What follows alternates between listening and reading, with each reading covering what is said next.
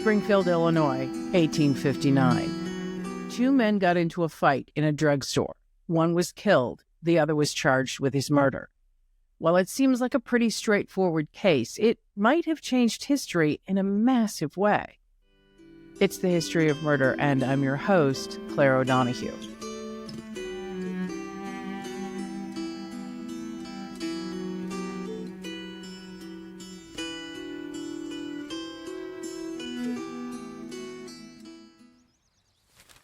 On July 16, 1859, 22-year-old Simeon Quinn Harrison, known by the nickname Peachy, was reading the paper at the Short and Hart drugstore in Pleasant Plains, Illinois, about 16 miles from Springfield.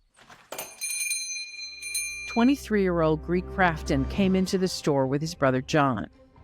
There was a fight between Greek and Quinn, which ended when Quinn slashed both brothers with a 4-inch knife. Greek was stabbed in the stomach, John in the wrist. John survived, but Greek died 2 days after the stabbing. The events in the drugstore were not in dispute, but pretty much everything else was. Before we continue, please remember to leave a comment, like the video, and subscribe to our channel. It will help us continue to make new content. Now, back to the story. Who had started the fight? Why was Quinn carrying a weapon? And perhaps most importantly, what had Greek said in the days between the incident and his death? All of those questions lingered in the air after the stabbing, and they were about to be answered by an unlikely choice for a defense attorney. In nearby Springfield, Illinois, there was a 50-year-old lawyer, Abraham Lincoln. According to Brian Fox Ellis, performer and author of Lincoln the Lawyer as Told by Billy Herndon, by the time of the murder, Lincoln was incredibly successful. Lincoln and Herndon was probably one of the most lucrative law offices in the country. Their offices was right across the street from the state capitol in the Supreme Court building, because almost every case that came to the Illinois State Supreme Court, one side or the other would beat a path over to Lincoln and Herndon, because if one side didn't hire him, the other side did. He had been legal counsel in nearly 5,000 cases in his career. Almost 300 of those were criminal cases, 26 murder cases. He was well-liked and well-respected. So why was he an unusual choice for the defense? Because of the identity of the victim. Greek was a clerk in the Lincoln Herndon law office, and so he assisted Billy Herndon with some of the preparatory work for upcoming trials. Lincoln liked him, thought he was smart and well-mannered. Now he was being asked to defend his killer. But Lincoln was also a friend of Quinn's father and a friend of Stephen Trick Logan, the other lawyer hired for the defense. He had conflicted loyalties. Population of Pleasant Plains wasn't more than a few hundred, and Lincoln knew most of them, and they all knew him. That was the intriguing thing about this case, is Lincoln knew both families well. Lincoln signed up for the case because he believed that Quinn had acted in self-defense, and believing in his clients was an absolute for Abraham Lincoln. No client ever had money enough to bribe my conscience or stop its utterance against wrong and oppression. Somebody's trying to hire Lincoln and Herndon, and Lincoln's listening and scratching his head, and he says, "You know, I could take that case and I could probably win it. But while I'm arguing with the jury, I'd be thinking to myself, Lincoln is a liar, Lincoln is a liar, Lincoln is a liar." And I might just say it out loud. So he refused to take that case. Lincoln had partnered with William Herndon in 1841 to form Lincoln and Herndon law offices. It was on the second floor of a building on 5th Street in Springfield, Illinois. The city had only been the state capital for 20 years. Lincoln, as a state legislator, had fought hard for that designation. And now, as a private attorney, he was enjoying having his business in the state's capital city. But the success of his law firm might not have been apparent to visitors seeing Lincoln's very messy desk. He was the consummate attorney in the courtroom. When it came to arguing cases, head and shoulders above anyone else. But he was not very good at managing the office. And that's in part why he hired Billy. Billy Herndon did all the accounting and bookkeeping, did a lot of the research. And Lincoln took on another part of that practice. Lawyers at the time were on the road a great deal. They went from jurisdiction to jurisdiction, taking on civil and criminal cases. They would write out a will in the morning and defend a horse thief in the afternoon, then be on the road again. Most lawyers would ride the circuit for a couple years, and Lincoln famously rode the 8th Circuit through central Illinois. And after a couple years, you would get tired of traveling. You would find a small town that needed a lawyer, where you had friends, you'd built a reputation, and you'd settle down in that town. But Lincoln loved riding the circuit. Billy didn't. So Billy would manage the office in Springfield, and Lincoln rode the circuit for more than 20 years. That also helped to launch his political career because he had friends and supporters in every little town.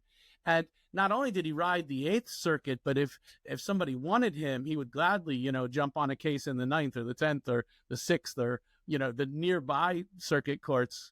Lincoln, it was said, loved it.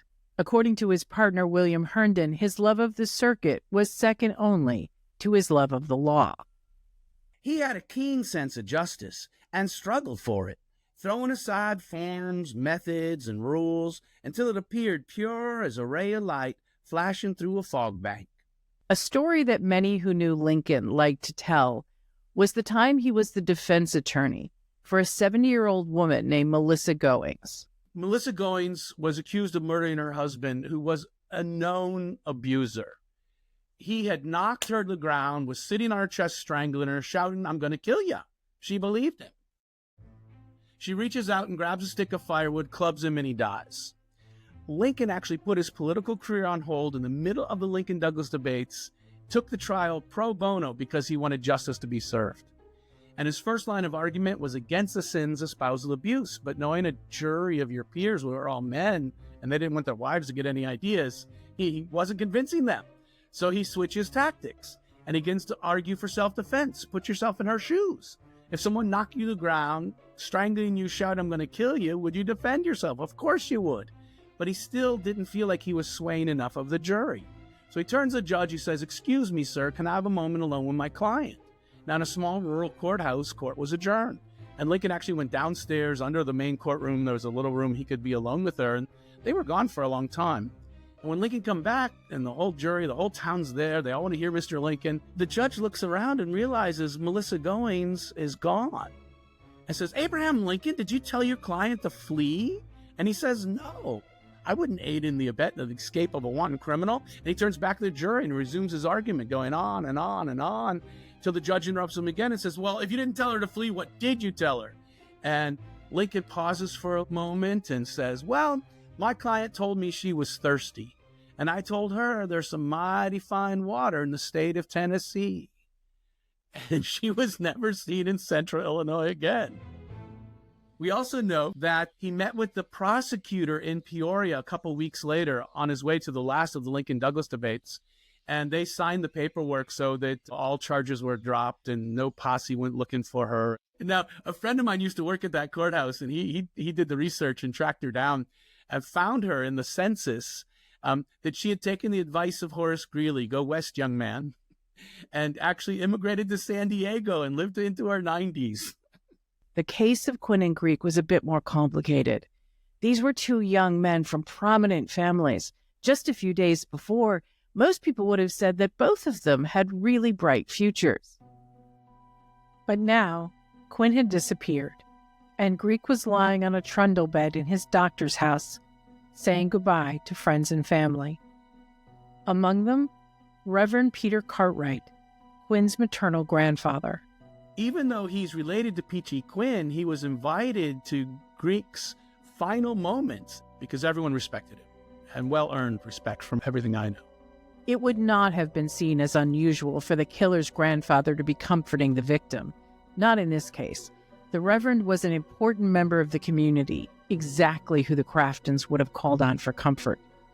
When you're in a small town and you are from a prominent family, the families knew each other. They lived down the road. They probably passed each other every day just because they were in Pleasant Plains, Illinois. The Craftons were wealthy and well-connected, but so were the Harrisons.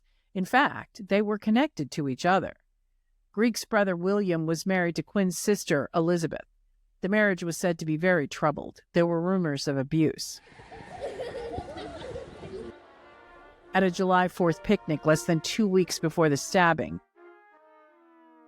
Quinn and Greek nearly came to blows regarding their siblings. A friend had pulled them apart. In the weeks that followed, Greek told people that he intended to beat Quinn up. But when he had his chance, it didn't work out that way. On August 1st, Quinn turned himself in. A family friend had hidden him until legal representation could be found. He was initially charged with manslaughter, which meant he could get out on bail. His family had quickly secured his freedom with $10,000. That's over $380,000 now.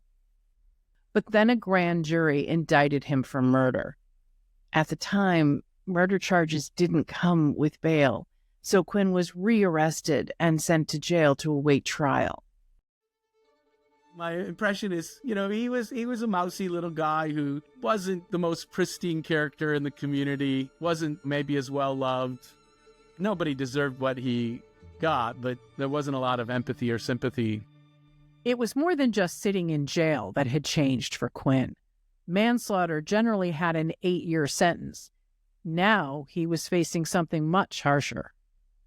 If it was malicious intent, capital punishment was still in play. On August 31st, the trial started. The Craftons had hired the prosecutors, John M. Palmer and Norman Broadwell, two well-known local attorneys. Lincoln and Stephen Trigg Logan were the lawyers for the defense. Everyone knew Lincoln had a special gift in the courtroom. When he was talking to the judge, he could and would speak in clear legal terms. But he was informal when he spoke to the jury. Lincoln had this uncanny ability to explain complicated legal matters in everyday language. He had grown up in rural Illinois, or as he loved to say, I was born in Kentucky, grew up in Indiana, but raised to be a man in Illinois. And so he knew the local farmers. He knew the shoemaker, the cobbler, the teamster, the barber, and he could explain these ideas in a language that they understood. He also dressed to match the jury. Away from the big city, his clothing was simple. It made sense for cases in small courtrooms and with rural juries. But in Springfield, he wore clothing that suited his success. He knew it was what the judge and jury would expect. It's a high likelihood that Lincoln knew everybody on the jury and may have even been friends with several of them and may have even defended several of them in prior court cases because Lincoln did a lot of work in that area. And so there was probably some affection for Lincoln in the jury before the case even started. Lincoln's style was he was quiet. He didn't make too many objections. He let the prosecution make their case, then he made his, often getting the witness to backtrack on earlier testimony.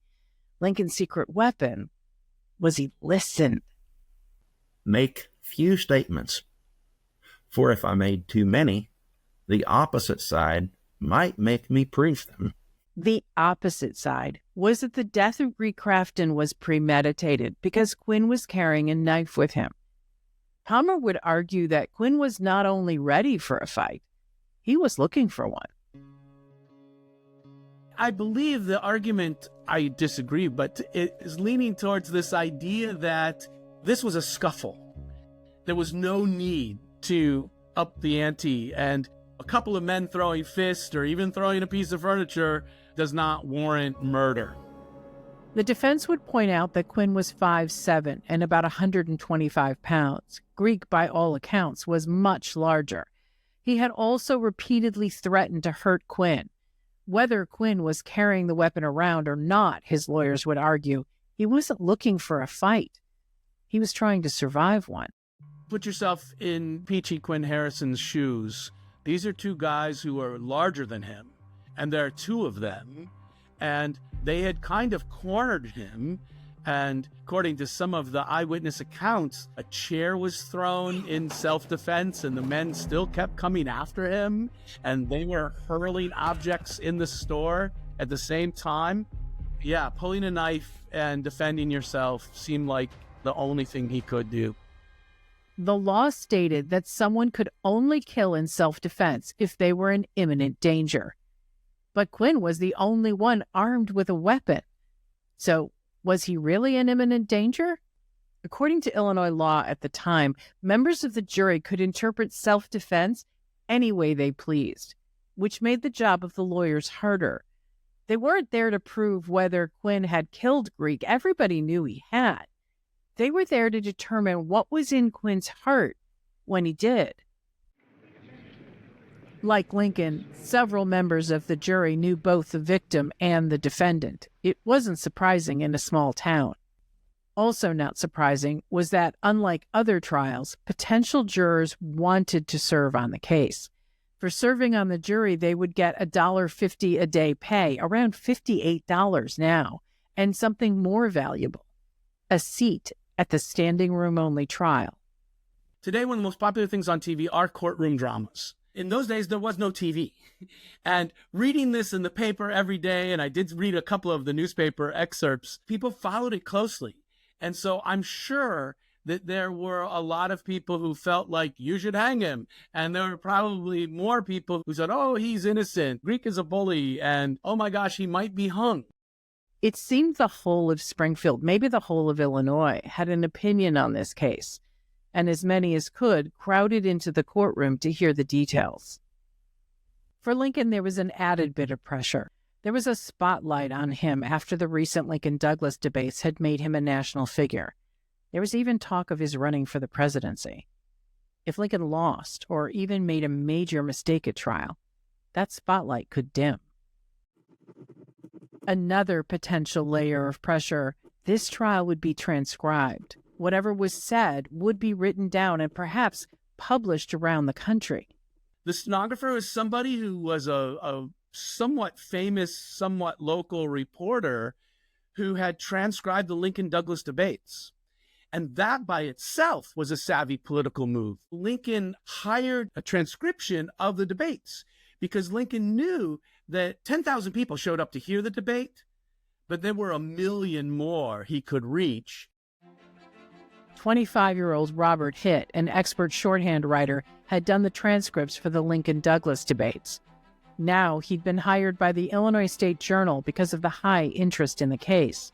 Aside from its value for possible appeals, those who could not attend the trial in person wanted to know all the details. It is, by the way, the only Lincoln trial with a transcript. Now that's standard procedure, but back then that was very unique. So to have word-for-word transcriptions of all of the arguments and all of the witnesses is kind of a field day for a scholar. The prosecution called Fred Henry, who told of the fight between Quinn and Greek on July 4th. The witness confirmed that the argument was about their siblings and that Greek wanted to turn the war of words into one of fists. Quinn said he didn't want to fight, so Greek told him he would, quote, whip him, unquote, in the future. Quinn, the witness said, threatened Greek twice, first in the moment and then a few minutes later. Damn you. If you ever lay hands on me, I'll kill you. At the picnic, Greek apparently threw dirt at Quinn and tried to grab him. Fred Henry stopped it from going further. The intent of the prosecution was clear. Quinn had threatened to kill Greek if the two men met again. The prosecution then called Silas Livergood, who had been in the drugstore when the fight happened. On the day of the killing, Quinn was at the counter reading a paper in the Short and Hart drugstore when Greek and John walked in. Silas told the court that when he came, Greek had Quinn's arm. Quinn said he didn't want to fight. He was holding onto a railing at the counter so hard it pulled away from its mountings, and Greek was essentially bear-hugging him from behind, trying to unseat him. Benjamin Short, one of the drugstore's owners, was trying to separate the men, but Greek's brother, John, pulled Short's hand away and let the fight continue. Peachy, said the witness, tried to avoid the fight. He didn't reach for his knife immediately. At first, he's trying to defend himself in other ways, and they're hurling furniture at each other. Lincoln, it should be said, smiled at the admission that Quinn did not want to fight. Hitt made a note of it. The witness continued. He explained there were some boxes toward the back of the store, and the two men moved there. Quinn had shouted out. Have I no friends here? Greek leaned down, but according to Silas, there was no weapon in his hand, nothing to indicate Quinn was in mortal danger. And yet, as Prosecutor John Palmer made clear, Quinn responded with deadly force. He pulled out a knife and he slashed both of them. Greek's brother had a terrible scar on his arm, which, based on what I read, if it was just another inch or two over, may have slit his wrist or hit an artery, and he had had 2 deaths on his hands. John Crafton, Greek's brother, was also called to testify. He asked the court if a small demonstration could be put on to make things easier to understand. He played his brother's role. Lincoln volunteered to play Quinn, despite the obvious physical difference, and Palmer, the prosecutor, stood in for Benjamin Short. John confirmed what other witnesses had said, that Quinn was holding onto a railing at the counter, but he denied that Quinn had said anything about not wanting to fight. He couldn't remember hearing that. What he did remember was that Benjamin Short was trying to pull Greek off Quinn, and Quinn was trying to pull Short off his brother, telling Short that Greek could, quote, whip Quinn. The men moved to the back of the store, with Greek still holding Quinn from behind. Right before the stabbing, Greek let go of one of Quinn's arms and hit Quinn in the head. With his now free arm, Quinn took out the knife and stabbed Greek in the side. When the demonstration was done, it was the defense's turn to question John. Lincoln asked him about the whipping that Greek had promised Quinn. I suppose that when you told Short to leave him alone, that Greek could whip him, you had the ordinary meaning and wanted Greek to whip him. I thought after they got into a fight that Greek could whip him. And you wanted him to? Well, certainly I did. It was a subtle but effective way of reminding the jury that John was not an impartial witness. He wanted his brother to fight Quinn. He pulled the store owner away to let the men fight. Further, Lincoln was able to establish that Greek and John had been walking around Pleasant Plains looking for Quinn, and they knew that Quinn was carrying a knife. He had made that known to anyone who would listen. The defense witness, Benjamin Short, the store owner, confirmed that Quinn had said he didn't want to fight, had wanted to get away, but couldn't because he was trapped by Greek. Pretty clear cut. Except the prosecutor focused on the weapon Quinn had with him. If he hadn't wanted to fight, Palmer asked, why had he carried a knife with him? While Lincoln said that Quinn was prepared based on Greek's threats on July 4th, Palmer pointed out that there was no evidence, no witness, who spoke of having told Quinn directly that Greek was threatening to hurt him. It would be hard not to know, but at the same time, small-town gossip, if Greek is spewing this foaming at the mouth rage, I would guess Peachy probably got wind of it. The prosecution argument is that if Quinn didn't know of Greek's threats, then he could not have been carrying the knife as a preemptive self-defense weapon. The question of why Quinn carried the knife, if left unanswered, could lead to a guilty verdict and the hangman's noose. The logical thing to do would have been to put Quinn on the stand so he could testify why he felt threatened. But in the 19th century, defendants weren't allowed to testify. The assumption was that they would lie, so their testimony had little value. Lincoln didn't agree, but he accepted it. A law may be both constitutional and expedient, and yet may be administered in an unjust and unfair way. Lincoln, therefore, had to rely on other witnesses to make the case for self-defense. And the best witness he had was, in some ways, the worst witness, Quinn's grandfather, the Reverend Peter Cartwright. He was boisterous, full of braggadocio. He was hellfire and brimstone Methodist preacher.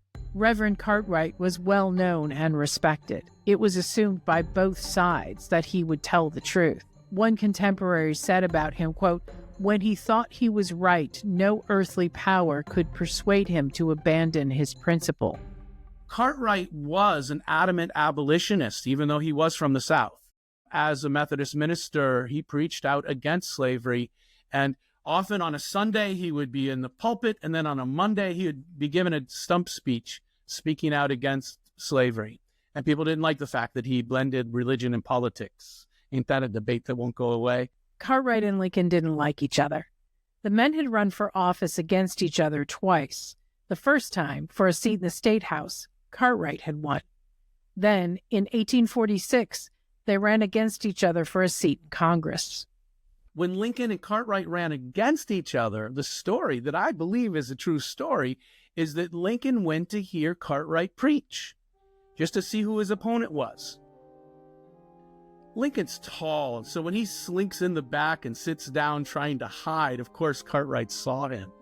And so Cartwright interrupts his sermon and decides to play a little joke on Lincoln and says, "And all of ye who plan to go to heaven, please rise." And everyone leaps to their feet, except Mr. Lincoln. And so Cartwright, puzzled by this, decides to push the point a little, and virtually the next sentence in his sermon says, "And all of ye who wish to go to the fiery gates of hell, please rise." And of course, nobody rises, including Lincoln. So Cartwright feels like he's got Lincoln where he wants him, and he says, "Sir, when I asked if you want to go to heaven to rise, you refused. I asked if you wish to go to hell to rise, and you did not. If you are not going to heaven or hell, where are you going?" And Lincoln calmly says, "To Congress." And he did. And he beat Cartwright in that race, representing Central Illinois and Washington, D.C. for one term. It was well known that they didn't like each other, and therefore very exciting for the entire courtroom if they had to be on the same side in this trial. Cartwright had an explosive piece of information that could sway the jury toward not guilty, so Lincoln had no choice but to put him on the stand. And Palmer had no choice but to try and keep him off it. Cartwright, who had been at Greek's bedside after the stabbing, said that Greek knew he was dying when he told him something. "I brought it upon myself, and I forgave Quinn." He had acknowledged his responsibility and, in essence, cleared Quinn of the killing. Yes, Reverend Cartwright was the defendant's grandfather, but it cannot be overstated how strongly the judge and jury would have seen him to be a man who told the truth. His statement would have punched a hole through the prosecution's case. The prosecution argued to Judge Edward Rice that it was hearsay. Hearsay is when a witness makes a claim about what another person told them. So normally, Cartwright testifying about what Greek said would be hearsay and not admissible at trial. One of the few exceptions is a dying declaration. The assumption dating back to the 12th century is that someone about to die would not lie. Their focus would be on their immortal soul, and they would not want to die with a lie on their lips. If a minister who is a friend of the family is there for a deathbed confession and says, "This is what Greek told me," why wouldn't you believe him? Why would that not be admissible? It was pretty much settled law, so Lincoln and his co-counsel Stephen Logan felt confident. But the prosecution had another argument. Greek was making a statement of opinion by accepting responsibility. He was not making a statement of fact. If he had named his killer, that would be considered a dying declaration. But what he said could be interpreted many different ways. Was Greek saying that Quinn did indeed act in self-defense, or that Greek contributed to Quinn becoming a murderer? To Palmer and the other prosecutors, the fact that it was opinion meant it was not an exception to the hearsay rule. The judge seemed persuaded by the prosecution and likely to rule in their favor. But before he could, Lincoln jumped from his seat. It stunned the courtroom. He practically shouted, Your Honor, we need to see this through. Every last bit of it. Some in the courtroom would note that they had never seen him act with such passion. Lincoln was probably adamant that this would be the deciding factor. That if the jury hears a Methodist minister who has a great reputation in town, everybody knows him, say that he gave me a deathbed confession, then I see Lincoln's frustration. Why wouldn't the judge allow this? And I again will push back just a little. Lincoln as a human had a lot of emotion, and he was very good at not so much controlling his emotion, but knowing when to express that. And there were times where he would flare up, and often it was, to make an important political point, to let folks know that he wasn't happy with what was going on here. Whatever Lincoln stated to the judge later, it was not on the record, but it seemed to persuade him, and he let the dying declaration in. The whole courtroom waited to see Lincoln and Reverend Cartwright, these two giants, these two men who publicly disliked each other, now fight for the same cause. And they were disappointed. The other lawyer in this case, Stephen Logan, questioned Cartwright. It was determined by him and Lincoln that it would be less distracting that way. Cartwright took the stand and talked about what he had been doing that day and what happened at Greek's bedside. He then told the court what Greek had said. I brought it upon myself, and I forgave Quinn. The defense was satisfied. But the prosecution wasn't done. They wanted to recall Dr. J.L. Million, who had treated Greek after the stabbing and at whose home he had lingered and died. Dr. Million had testified earlier in the trial about Greek's injuries, but now was recalled to the stand. He said that Greek had not said anything of forgiving Quinn or taking responsibility, and he had spent considerable time with the young man. Greek had, in fact, spoke of Quinn negatively. I think both could be true. That when the doctor was there and he's in agony and Greek is crying out and he's trying to stitch up his guts quite literally, he would be very angry at Peachy Quinn. But when it's obvious the end is near and he's talking to his Methodist minister and family friend, he would have a come to Jesus moment and say, I'm the one who started the fight. Don't blame Peachy Quinn. Million admitted that he had not overheard the conversation between Greek and Reverend Cartwright, and the negative statements that had been made about Quinn had been made prior to Greek's final confession. For Judge Rice, that was an important point. What Greek said to Dr. Million was before he knew his wounds would be fatal. Therefore, it was hearsay. And since he hadn't heard the conversation Cartwright testified to, he could not rebut it. The judge did not let his statements in. It was then the prosecution rested their case. I guess I am biased. I do side with Lincoln in most things. But this was pretty easy. And yet it wasn't. That's the intriguing thing about this case, is a first read, it's like, oh yeah, this is obvious. But then you get into the nuts and bolts of it and the judge's decision and the prosecutor's attempt, you're like, he could have hung. He could have been found guilty. It wasn't that obvious to everybody at first. We do not know what the lawyers said at the closing arguments because this part was not transcribed. But Leonard Sweat, a lawyer and contemporary of Lincoln, gave us an idea of what might have happened when he said about Lincoln, quote, what he cannot accomplish with a jury, no living man need try, unquote.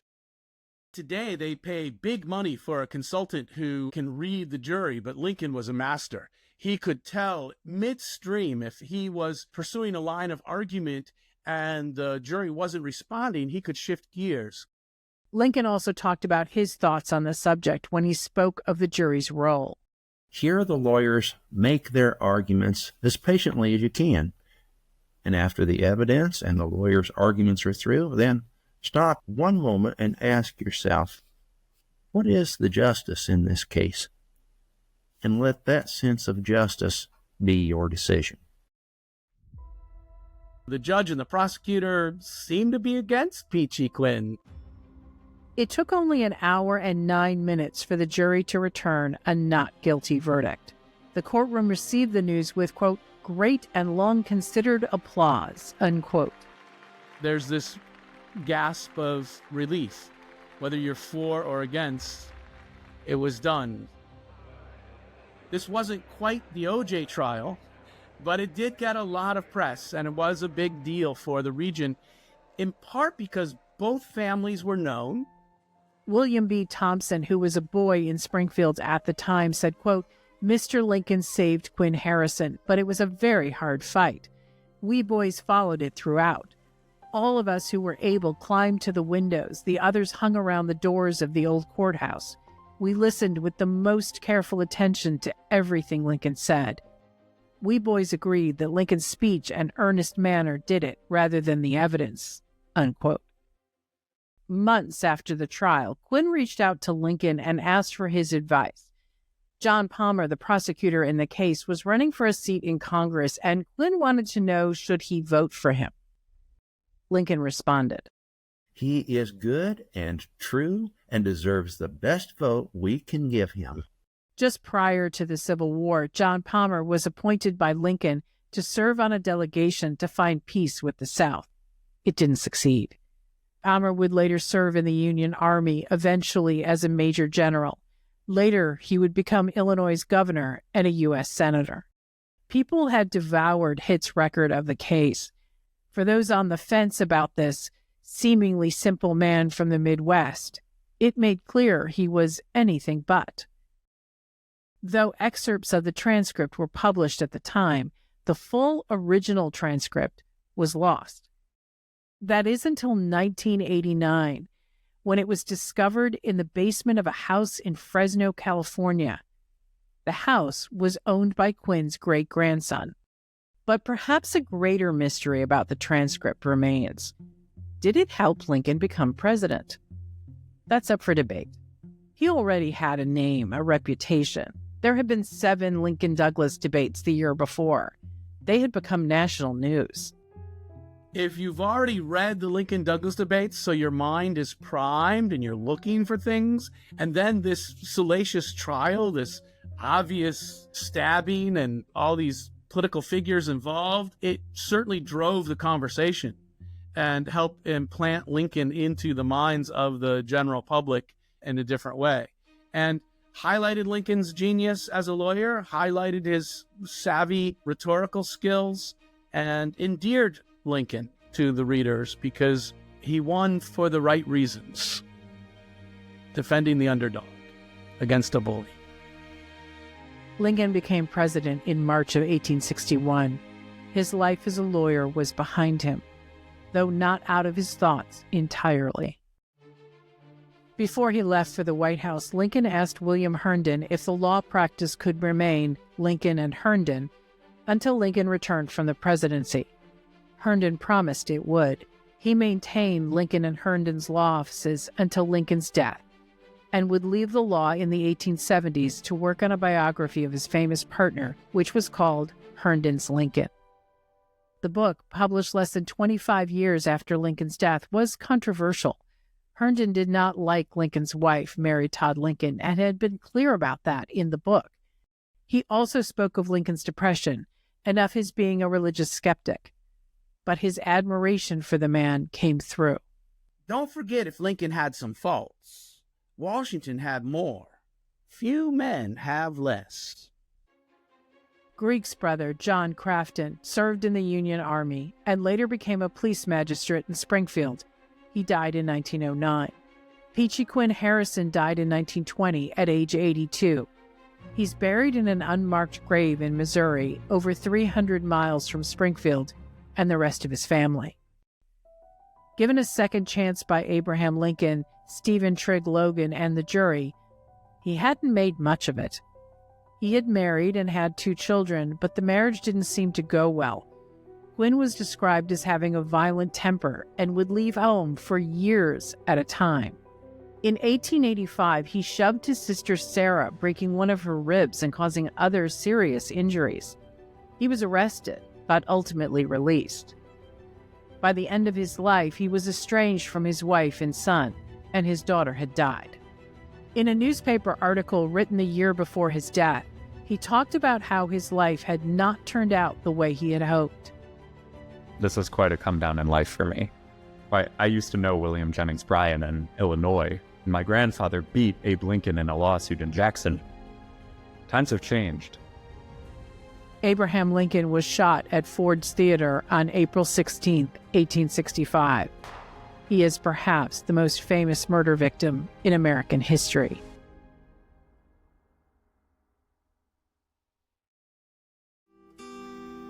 What do you think about this case? Please comment below. And if you liked this story, please subscribe to the channel, hit the like and notification buttons, and let us know if there are cases you'd like us to cover.